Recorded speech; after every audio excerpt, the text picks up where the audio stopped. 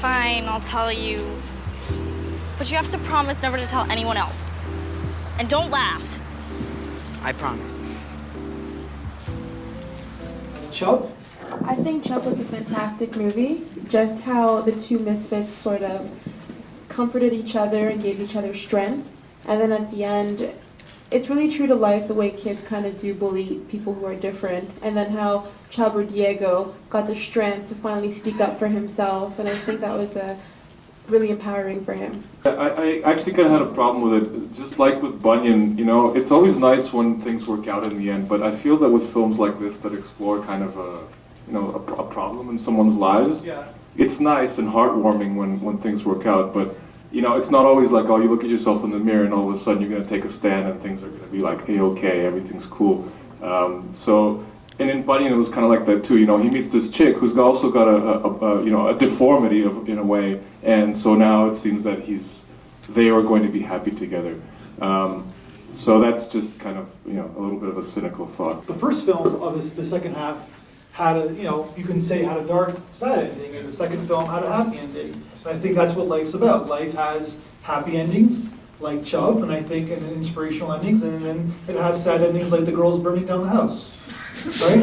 So I think that your comment is very fair, but at the same time, I think there are happy end moments like this. Yeah, so I understand what that comment is about, it seeming sort of like idealistic and almost like tying it up neatly, but at the same time what we just saw was like one shift in behavior, one moment in time. It doesn't mean that he's going to be like perfect from now on and all the kids are going to love him. Like things go back to being bad, but I think having that moment, or even if it's like a false resolution, if it doesn't stick, just having that be that first time that he kind of like has that breakthrough, for me, I feel like that's a small victory, and that was enough for me to sort of feel like it was an appropriate ending. I didn't leave with the impression that he might never have like a bad day again or things won't go back to being bad, but that was significant enough that I really liked it.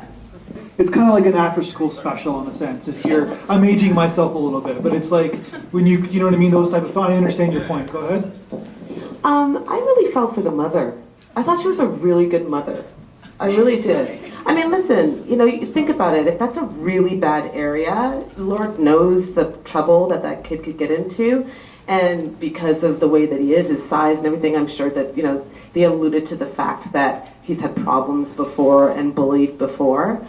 I really think that she was a good mother. She, got up really early. She tried to get him a butt, and when he lashed out at her, as children will do, right, when they're trying to assert themselves, I really felt for her. So I just thought, no, you're right, girl. You're like, tell him to get in the car and come with you. You should. You listen to your mother. Like, I really felt like that. That's right. Kids don't need cell phones anyway. Well, listen, come home afterwards, and study, and she was a good mother. That's all I gotta say, man. Even though she's a minor character in the film or a supporting character, it's almost a film about being a single mother as well. You have to work every day to pay the rent and the bike, and yeah, totally. She didn't have any support, so come home, answer the phone. I made you dinner. She was a good mother. Well, that's what I meant. This movie's got a lot of depth to it. There's a lot of there's not a lost scene. There's not a scene that's wasted in this film. The only thing I have to say is, for sure the mother was wonderful, but the only thing that didn't make it after school special for me was not that it all worked out as this girl was saying, but just that he found his voice.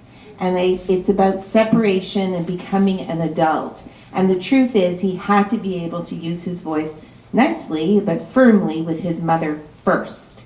If he wouldn't have had that conversation with the mother where he drew the line and really understood and found his voice, then I would have been a little bit, not so. But I think that's what made it for me. Go ahead. I love the evolution of Steph's character in Diego's eyes, because when he first meets her, she looks like evil to him because she's not with everyone else, but she's still evil. She was gonna bully him, she's gonna jump on him. And then when she opens up and she tells him how everything started, he understands that behind this strength and behind this character there is weakness, and that shows him that he can build the same kind of shield. He can become strong as well. And I love this moment. You love Steph's character? Yeah, absolutely. The moment in the bridge when she opened up and told him the story, how she just moved to the town.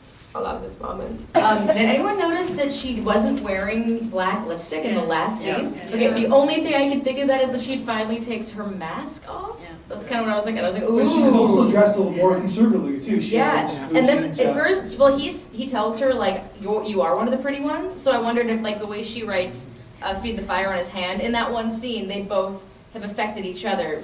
But then I didn't want to think that she conformed to be pretty. I wanted her to continue being the weird little offset person that she was on the peripheral of the popular world. But I'm not sure if it was just her coming into her own and him coming into her own, or them both conforming. Ring on her lips, so that she's still independent in that sense, right? As soon as she takes that off, she becomes one of everybody else. I think that's what, metaphorically, I think that's what it was. I think it's cool to see the dynamic of the two characters because they're two people who have had bad things happen to them. And Diego's character kind of internalized it and became this seclusive person and kind of suppressed his feelings. Whereas she became a bit more aggressive with what she went through with her father, with her father-in-law. So I think it was really cool to see the two different, because the thing is, bad things happen to everyone, right? But it depends on how you process it and what you do with it, whether you use it to empower you and to be the big, whatever. My only frustration with this movie was, I really wish that Diego would have just punched that kid. Give credit to this film. These are child actors, and they really brought a lot of emotion. Like you're talking about the Steph character, like this is a pretty dynamic actress. I'm sure she's got a good career ahead of her, and even the character who played Diego as well. So like this is tough to do. Like it's tough to pull this off in this kind of environment. So good credit to these actors.